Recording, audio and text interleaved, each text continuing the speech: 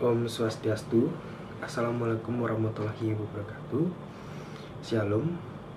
Nama saya Gusti Ngurah Bagus Oktari Putra, Prodi Ilmu Kelautan 2016, NIM 1613511036. Jadi di kesempatan kali ini saya akan mempresentasikan penelitian saya yang berjudul Pertumbuhan tingkat kelangsungan hidup transplant karang lunak menggunakan metode gantung pada lokasi budidaya yang berbeda. Jadi seperti yang kita ketahui, karang lunak merupakan organisme penyusun ekosistem terumbu karang selain karang keras itu sendiri.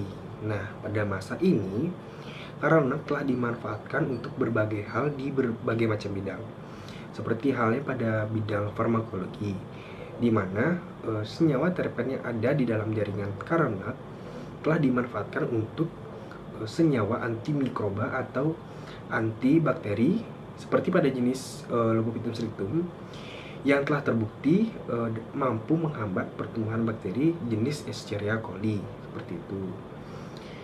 Nah, selain pemanfaatannya di bidang farmakologi, karang lunak telah dimanfaatkan juga sebagai biota penghias akuarium air laut dan telah diekspor ke beberapa negara dengan harga yang relatif cukup tinggi, seperti itu.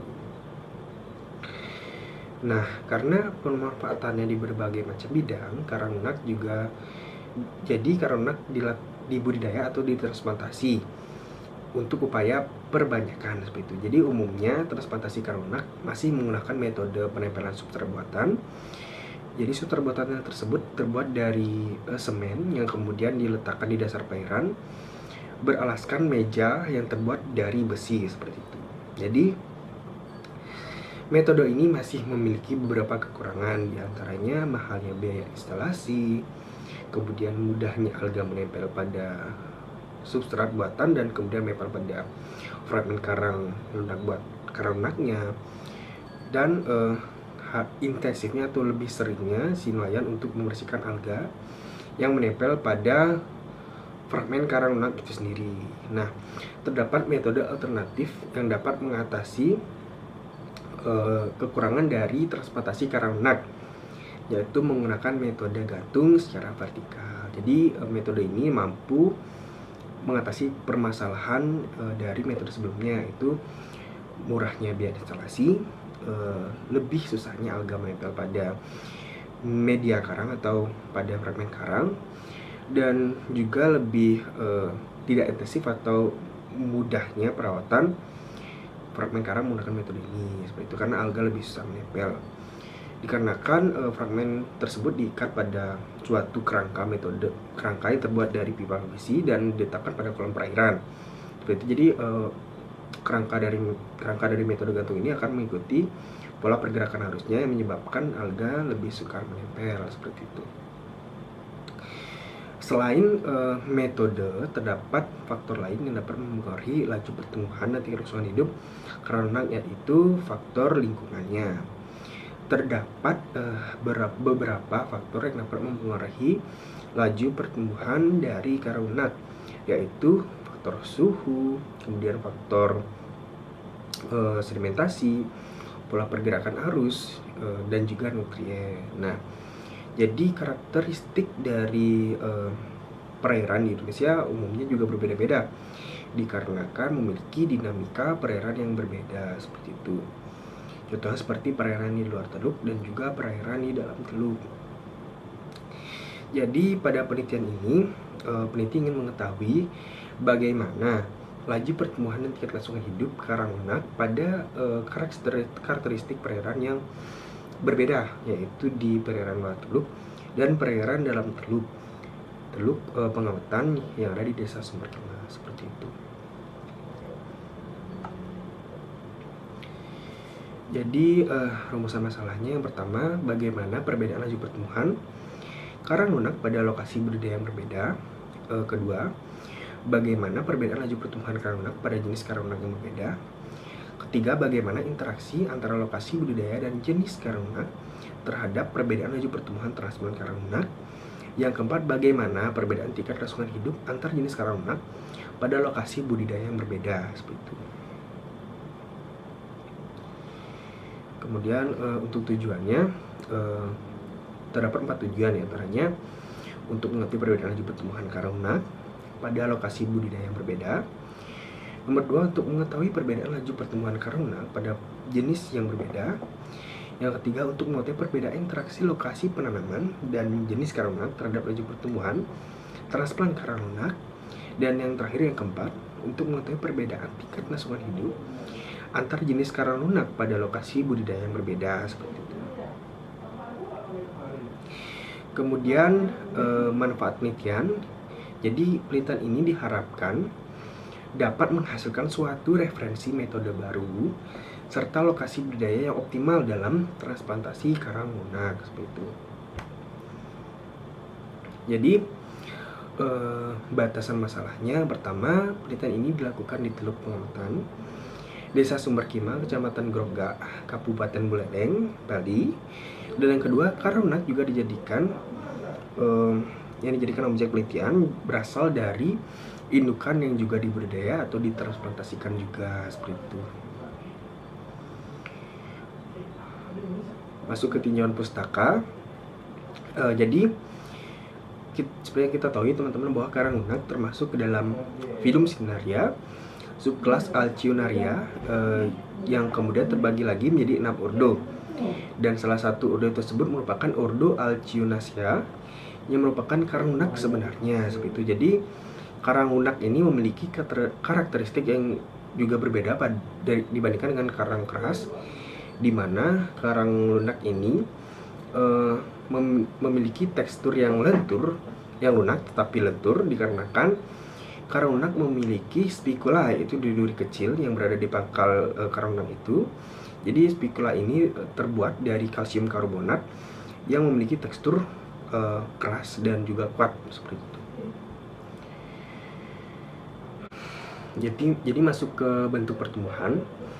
Terdapat beberapa bentuk pertumbuhan dari karang lunak atau berdasarkan Bayer et al. Pada tahun 1983. Di antaranya adalah bata. Jadi jenis ini memiliki tangkai-tangkai kecil atau tangkai-tangkai pendek dan memiliki lobus berupa tonjolan-tonjolan kecil yang ada di permukaan karang lunak itu sendiri.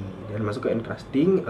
Jadi pada jenis ini merupakan jenis yang merayap pada dasar perairan dan menempel pada batuan-batuan besar atau karang-karang yang telah mati. Kemudian ada glomerata. Jadi pada jenis ini karang lunak berbentuk seperti pohon, dikarenakan memiliki batang utama atau batang primer yang kemudian terpecah menjadi beberapa tangkai, seperti itu. Kemudian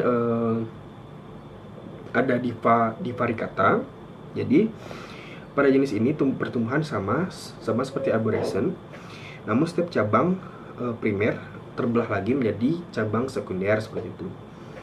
Masuk ke Undulata, sama halnya dengan arborescens, bentuknya menyerupai pohon, namun di permukaannya bentuknya melebar, seperti itu. Jadi bentuknya menyerupai payung. Jadi lanjut ke klasifikasi karang lunak. Yang pertama adalah Sinularia podactyla. Jadi menurut Ehrenberg pada tahun 1834, karang lunak ini masuk ke dalam phylum Sinaria, kelas Anthozoa, subkelas Alcyonaria, ordo Alcyonaceae, subordo Alcyonina, famili Alcyonidae, genus Sinularia, dan spesiesnya Sinularia podactyla. Jadi bentuk pertumbuhan dari jenis ini adalah encrusting, namun memiliki lobus yang berukuran pendek atau berukuran kecil, seperti itu. Jadi karang lunak ini juga terlihat seperti tangan orang yang sudah mati atau sudah meninggal. Kemudian lanjut ke Lobokitum sectum.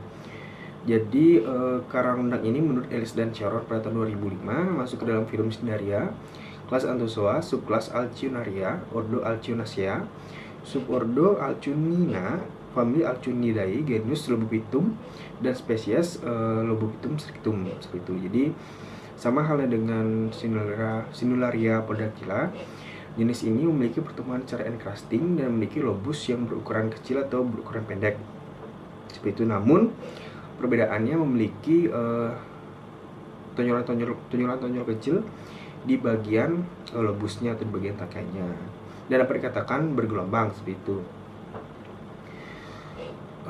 Kemudian ada Sinularia asterolobata. Jadi menurut Versevet pada tahun 1977, Karonak ini masuk ke dalam film Cnidaria, kelas Anthozoa, subkelas Alcyonaria, lalu ordo Alcyonacea, subordo Alcyonina, famili Alcyonidae, kemudian untuk genusnya Sinularia dan spesiesnya Sinularia asterobata.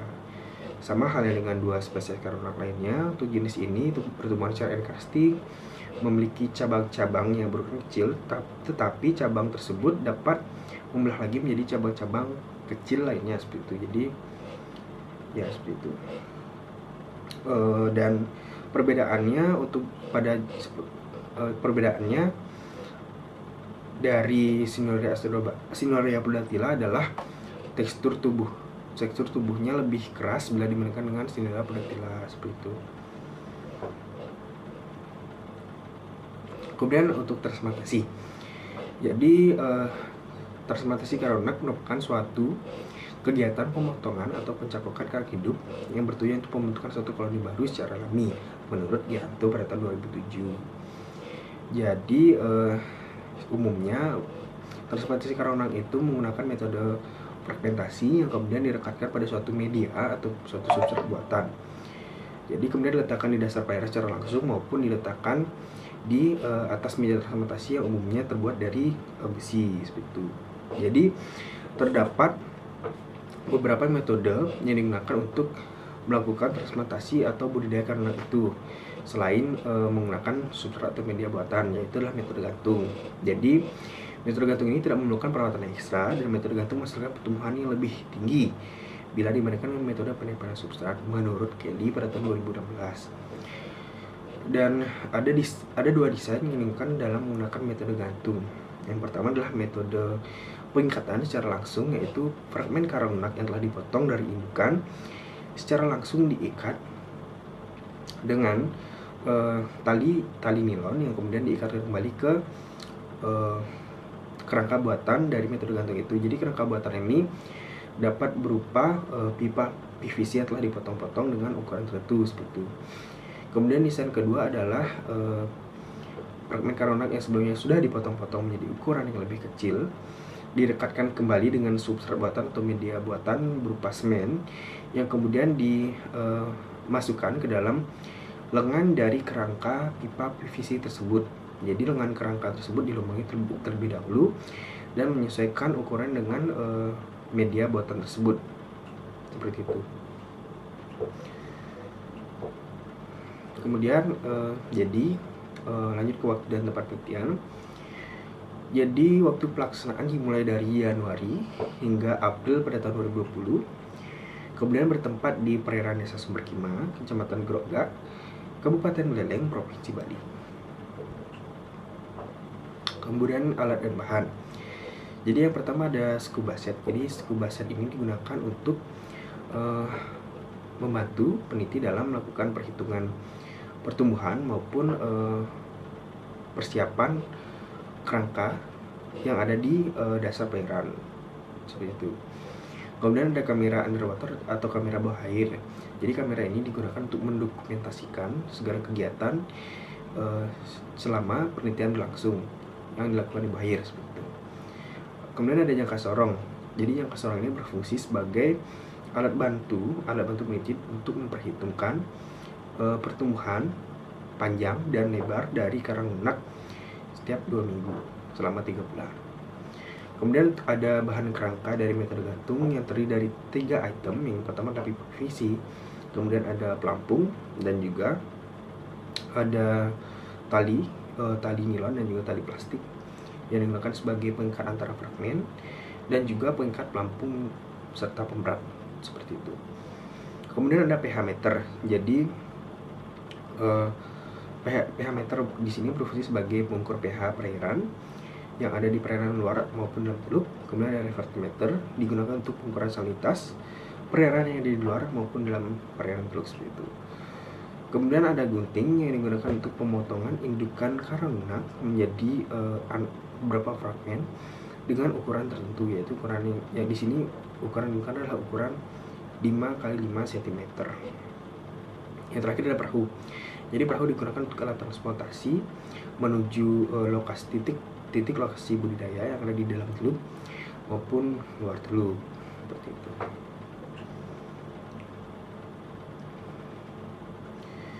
Jadi 3 bahan karung lunak yang digunakan dalam penelitian ini seperti yang disebutkan tadi, ada Sinulorea puldatila, Rhodobutytum sectum, dan juga Sinulorea astribata. Jadi contoh dari karung lunak ini dapat dilihat pada layar.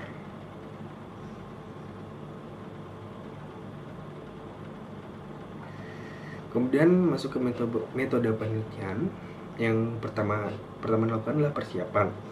Jadi di sini dilakukan pembuatan kerangka metode gantung yang terbuat dari pipa PVC. Jadi tiang utama atau bagian utama dari kerangka ini berukuran 1,5 meter. Kemudian lengan tersebut memiliki ukuran 1 meter panjangnya. Kemudian dibuat tiga bagian lengan kerangka pipa PVC, dan setiap kerangka tersebut memiliki jarak 0,5 meter. Kemudian untuk jarak antar fragmen atau ikatan karung lunak tersebut berjarak adalah 0,3 meter.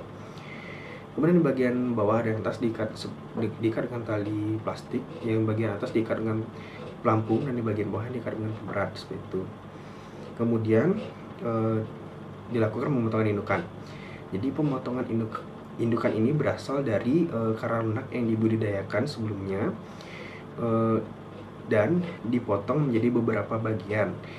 Dipotong tersebut dengan ukuran 5 kali 5 cm atau panjang kurang lebih 5 cm dan lebarnya kurang lebih 5 cm, seperti itu. Kemudian masuk ke proses penanaman fragmen karang. Jadi penanaman ini dilakukan secara langsung di kolom perairan dengan cara pertama-tama dilakukan pemasangan kerangka dari pipa PVC di dasar perairan dengan pemberat berupa batuan besar.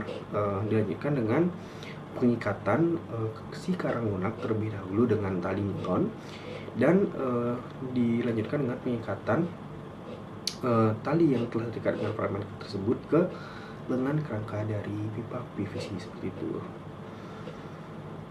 Lalu yang terakhir adalah pengukuran. Jadi pengukuran ini dilakukan selama 3 bulan dan diukur secara bertahap, yaitu setiap 2 minggu sekali. Jadi pengukuran ini dilakukan pengukuran panjang dan lebar dari karung lunak itu menggunakan jangka sorong. Seperti itu. Untuk analisis datanya, di penelitian ini menggunakan 2 analisis data. Yang pertama adalah laju pertumbuhan karung lunak menurut Effendi pada tahun 1997. Jadi beta merupakan laju pertumbuhan luas karung lunak, kemudian LT merupakan rata-rata luas karung lunak pada saat waktu ke T, L0 merupakan rata-rata luas karung lunak pada saat awal penanaman, dan juga T merupakan waktu pengamatan seperti itu. Kemudian tingkat kelangsungan hidup. Jadi tingkat kelangsungan hidup ini berdasarkan Nierkes 1975 dalam Rapat pada tahun 2009.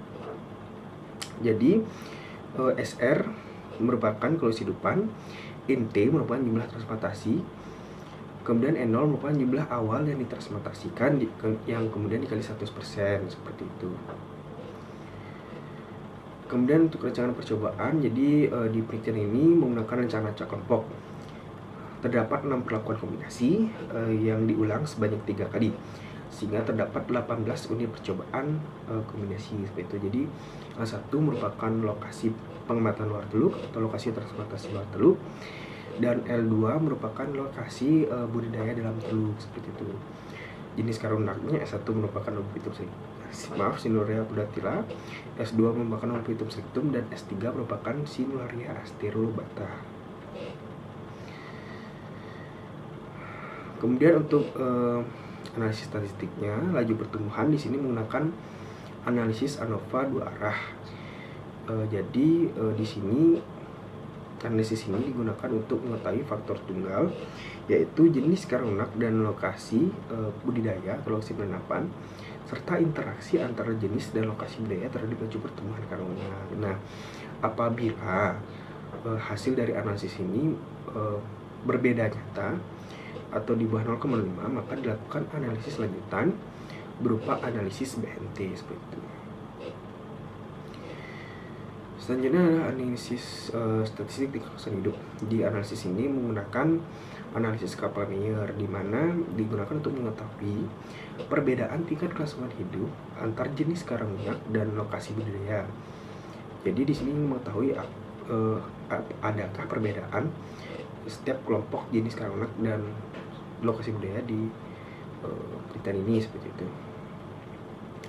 Jadi analisis Kaplan-Meier ini menurut Greenbaum dan Den pada tahun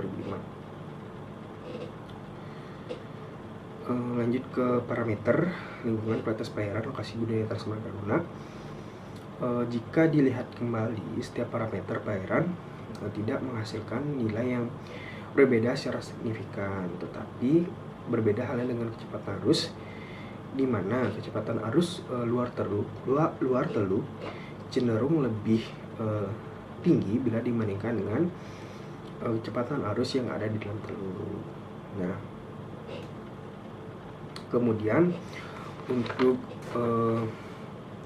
salinitas yang ada di luar dan dalam perairan cenderung sama nilainya. Hal ini dikarenakan cuaca yang ada di lokasi penelitian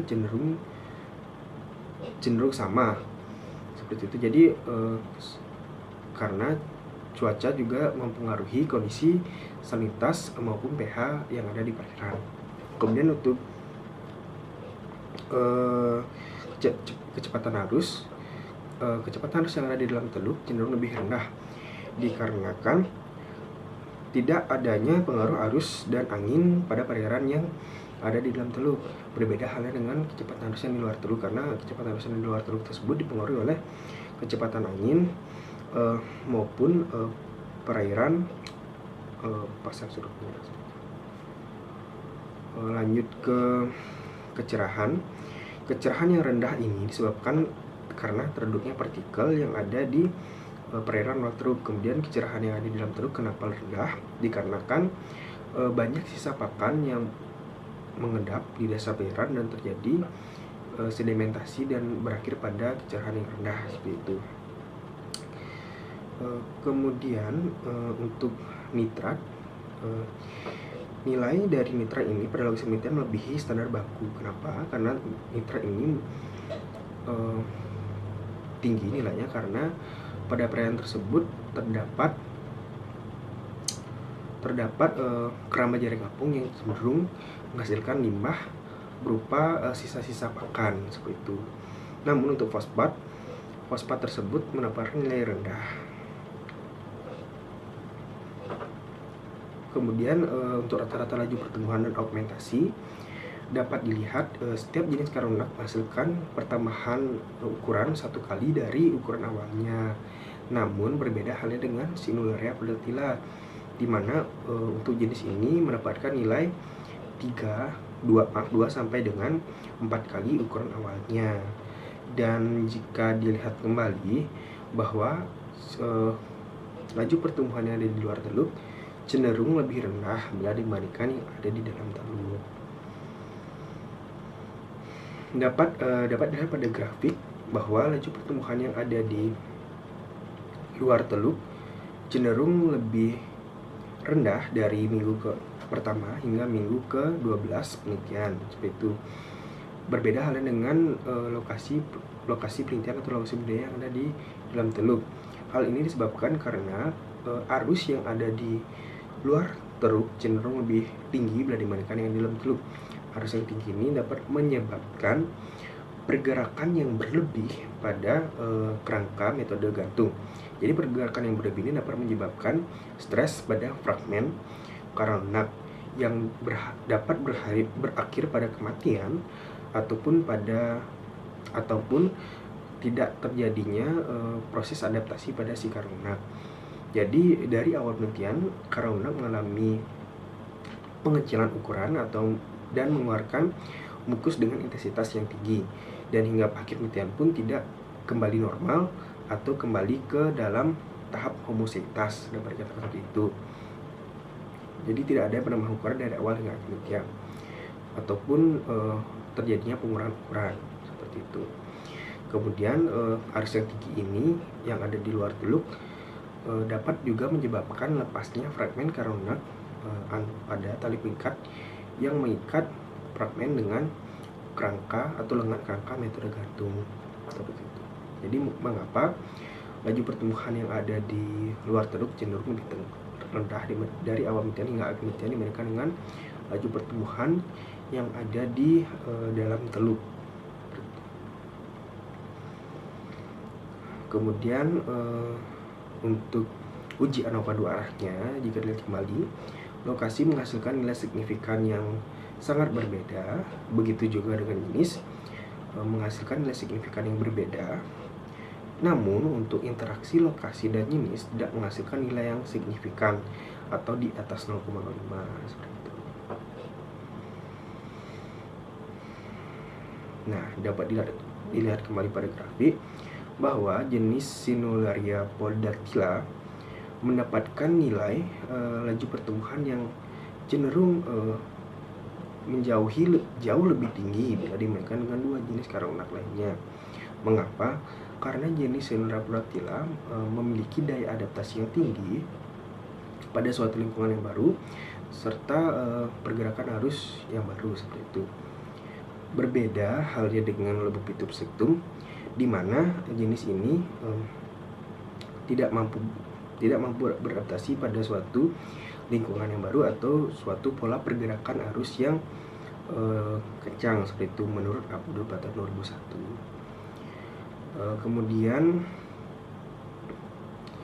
mengapa pada jenis Lobophytum sectum ini rendah pertumbuhannya hingga minggu 10? Karena Lobophytum sectum memiliki polip yang cenderung rendah atau intensitas polip yang cenderung rendah, sehingga diduga hal ini menyebabkan mukus yang dihasilkan oleh karang lunak Lobophytum sectum juga rendah karena jumlah polipnya rendah seperti itu. Jadi menurut beberapa kajian, mukus juga berfungsi sebagai penghilang atau pembantu si karang lunak untuk menghilangkan partikel-partikel atau kotoran yang menempel pada permukaan tubuhnya seperti itu.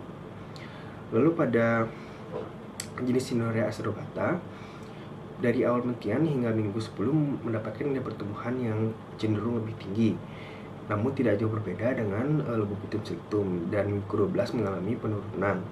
Hal ini dikarenakan pada jenis ini mengalami kematian pada minggu 12. Hal ini disebabkan karena Sinularia acerobata memiliki struktur yang lebih kaku bila dibandingkan dengan Sinularia poldactyla dan Lobophytum sectum. Dan diduga karena strukturnya yang lebih kaku menyebabkan karang lunak lebih mudah ditempeli oleh alga atau kotoran lainnya yang menyebabkan tidak terserapnya atau tidak maksimalnya si cahaya matahari terserap oleh polip yang ada di permukaan karang lunak Sinularia acerobata seperti itu. Dan berdasarkan uji lanjut BNT, dihasilkan nilai rata-rata Sinularia poldactyla mendapatkan nilai yang paling tinggi, yaitu 5,266. Berbeda halnya dengan Lobophytum sectum yang dimana dan Sinularia acerobata mendapatkan nilai yang cenderung tidak jauh berbeda. Dan berdasarkan uji BNT, Sinularia poldactyla mendapatkan nilai yang signifikan berbeda dengan dua jenis karang lunak lainnya. Jadi untuk jenis Lobophytum sectum dan Sinularia acerobata tidak mendapatkan nilai yang berbeda signifikan atau sama seperti itu. Kemudian untuk tingkat kelangsungan hidup berdasarkan uji Kaplan-Meier didapatkan nilai yang tidak berbeda nyata atau jauh di atas 0,05. Hal ini dikarenakan jenis Sinularia poldactyla dan jenis Sinularia poldactyla yang ada di luar maupun dalam teluk mendapatkan nilai di atas 50% hingga akhir penelitian. Dan untuk jenis Lobophytum sectum yang ada di dalam teluk mengalami kematian di bawah 50%, sama halnya dengan lobopitus rictum yang ada di luar teluk. Jadi untuk kedua lokasi jenis lobopitus rictum mendapatkan nilai di bawah 50%. Kemudian untuk Cnidaria astrobata yang di luar maupun dalam telur mendapatkan nilai tingkat kelangsungan hidup yang rendah juga, yaitu di bawah 50% seperti itu.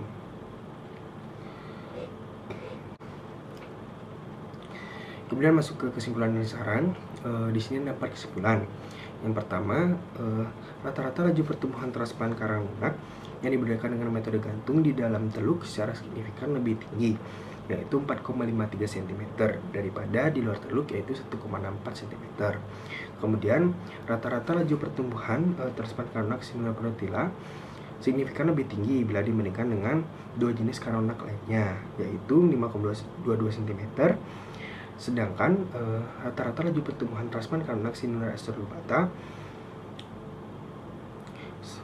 dan lobopitus rictum tidak berbeda signifikan, yaitu masing-masing 2,53 cm dan juga 1,7 cm seperti itu. Kemudian perbedaan lokasi budidaya dan jenis karang lunak bersama-sama tidak memberikan perbedaan nyata pada rata-rata laju pertumbuhan transparan karang lunak. Kemudian tingkat kelangsungan hidup ketiga jenis transparan karang lunak yang dibudidayakan di dalam teluk maupun luar teluk pengembatan tidak berbeda secara signifikan seperti itu. Kemudian untuk sarannya, jadi pada kegiatan budidaya karang lunak menggunakan metode gantung, sebaiknya memperhatikan kondisi kecepatan arus yang ada pada lokasi budidaya. Dan jika kecepatan arus tinggi, dapat diatasi dengan penambahan substrat buatan berupa semen pada fragmen karang lunak untuk mencegah jatuh atau hilangnya fragmen karang lunak akibat arus yang kencang seperti itu. Jadi sekian presentasi dari saya. Jika ada salah kata mohon dimaafkan, dan tolong diberikan komentar dan saran apa saja kekurangan yang saya lakukan di presentasi kali ini. Dan Om Santi.